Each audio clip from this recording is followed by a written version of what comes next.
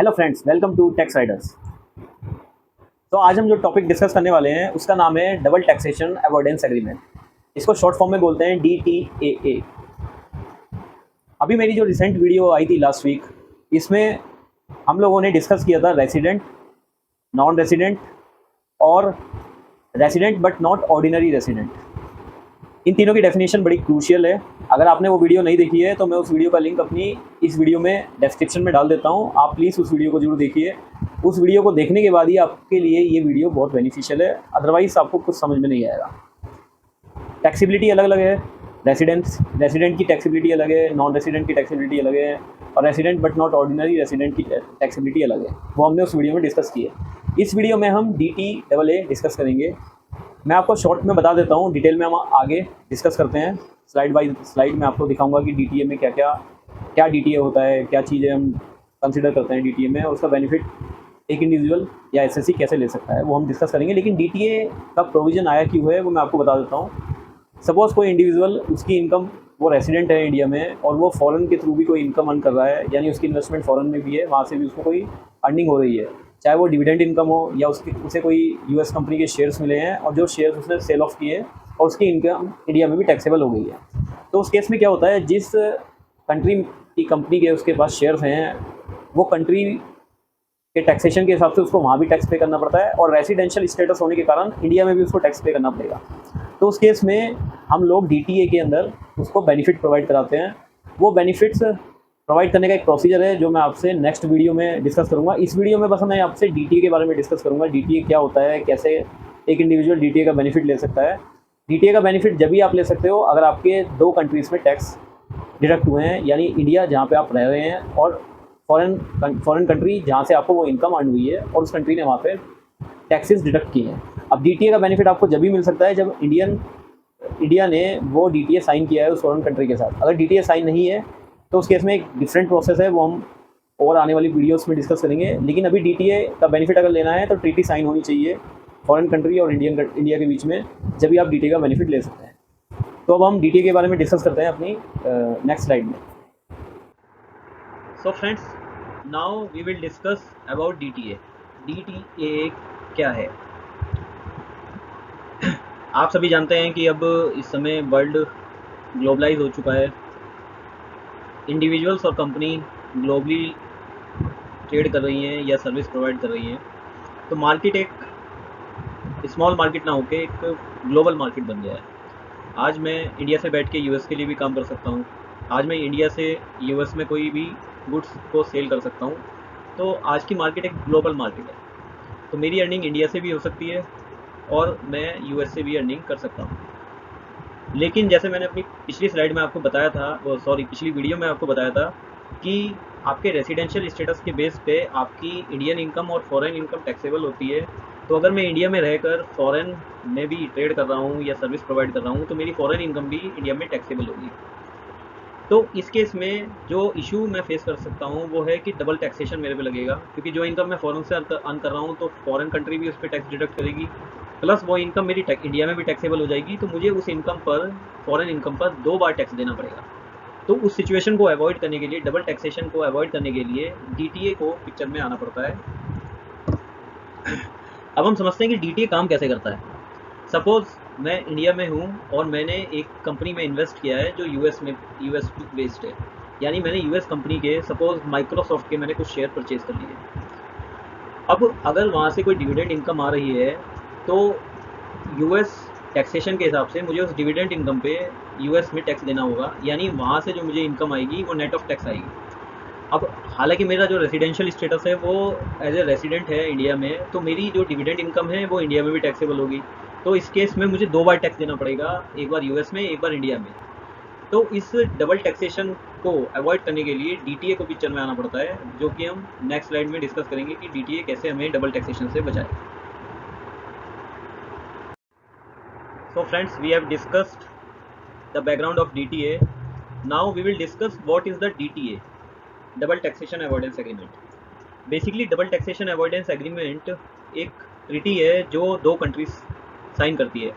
In are case India and other foreign countries, कोई भी हो सकती है, US, Canada, Australia, UK anyone.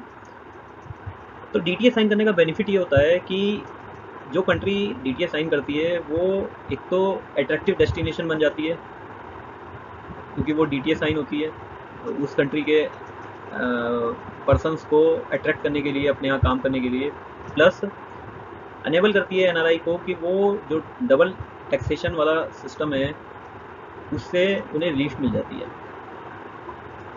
अब डीटीए का बेनिफिट ये हो जाता है कि जो एनआरआई होता है वो डबल टैक्स पे नहीं करता, उसको रिलीफ मिल गया है इसके अंदर, प्लस जो टैक्स इवेशन होता था पहले उससे भी वो भी केसेस रिड्यूस हो जाते हैं।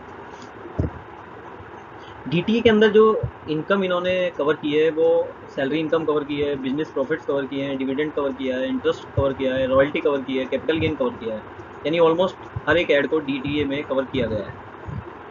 अब इसमें जो प्राइमरी राइट मिलता है वो उस कंट्री को मिलता है जहाँ पे वो इनकम जनरेट होती है, यानी उसका पहला राइट होता है उस पर टैक्स लगाने का। उसके बाद जो कंट्री, जिस कंट्री से वो पर्सन बिलोंग करता है यानी एनआरआई बिलोंग करता है, उस कंट्री का सेकंड राइट होता है, वो भी इस पर लोअर रेट से टैक्सेस इम्पोज कर सकता है।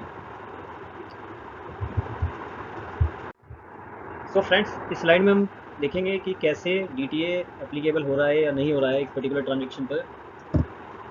तो इसमें कुछ स्टेप्स बताए गए हैं जिससे हम आइडेंटिफाई कर पाएंगे कि इस पर्टिकुलर ट्रांजेक्शन में डीटीए एप्लीकेबल है या नहीं है।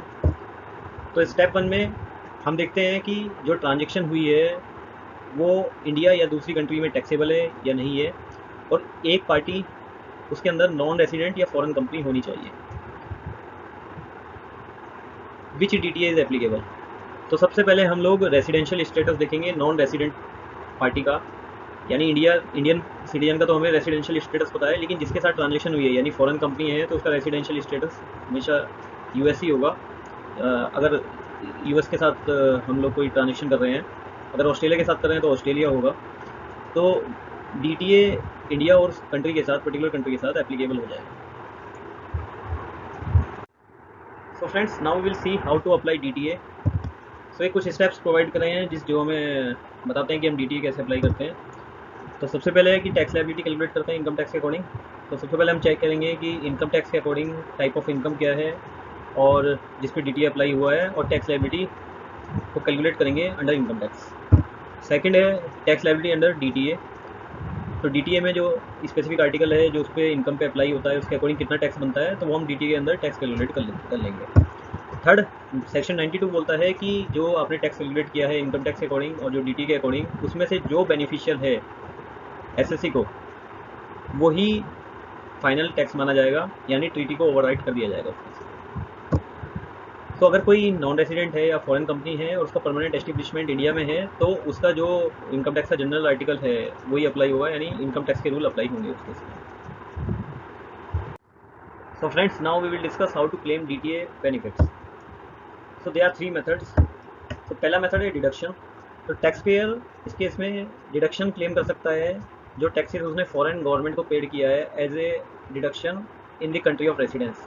तो एनआरआई के केस में अगर उसने यूएस में कोई टैक्स पे किया है डिविडेंड पे, तो वो एज ए डिडक्शन क्लेम कर सकता है इंडिया में, क्योंकि इंडिया उसकी कंट्री ऑफ रेसिडेंस है। सेकंड है एग्जेम्पशन। इस केस में हम दो में से एक कंट्री में एग्जेम्पशन क्लेम कर सकते हैं, यानी एक ही कंट्री में टैक्स पे करना पड़ेगा। थर्ड मेथड है टैक्स क्रेडिट, जो कि बहुत ज़्यादा यूज़ करने वाला मेथड है। यही मेथड मैंने देखा है अभी तक यूज़ होते हुए। तो इसको फाइल करने का जो प्रोसेस है वो मैं नेक्स्ट स्लाइड में डिस्कस करूँगा। टैक्स क्रेडिट के केस में क्या होता है कि जिस कंट्री में हमने टैक्स पे किया है, यानी यूएस में हमने जैसे टैक्स पे कर दिया है डिविडेंड पे, तो यहाँ पे हम उसको क्लेम कर सकते हैं कंट्री ऑफ रेसिडेंस में, यानी इंडिया में हम उसको as a tax credit claim कर सकते हैं। तो फ्रेंड्स, आपने देखा है कि डीटीए को हमने काफ़ी डिटेल में डिस्कस किया है।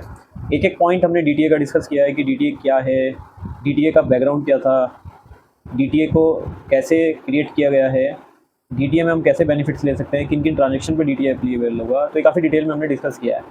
लेकिन फ्रेंड्स, ये ना एक सीरीज़ है पूरी नॉन टैक्सेशन की।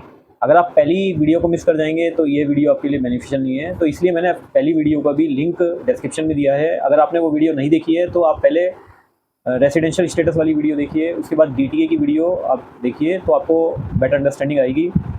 अगेन, जो मैंने पिछली वीडियो में अपना बोला था, ये वीडियोज़ आपको एक क्लैरिटी दे सकती हैं, लेकिन आपको एक्सपर्ट नहीं बना सकती हैं। अगर आपको कोई भी फॉरेन टैक्सेशन से रिलेटेड कोई भी क्वेरी है तो किसी एक्सपर्ट से या सीए से बात कीजिए जो फॉरेन टैक्सेशन में डील करते हैं, क्योंकि आपकी एक गलती आपका काफ़ी नुकसान करा सकती है, आपके ऊपर नोटिस आ सकते हैं। तो इसलिए आप किसी से एडवाइस लीजिए, वही आपके लिए बेनिफिशियल होगा।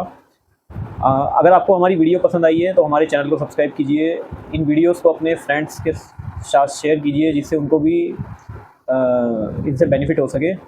और बाकी टेक केयर, थैंक यू।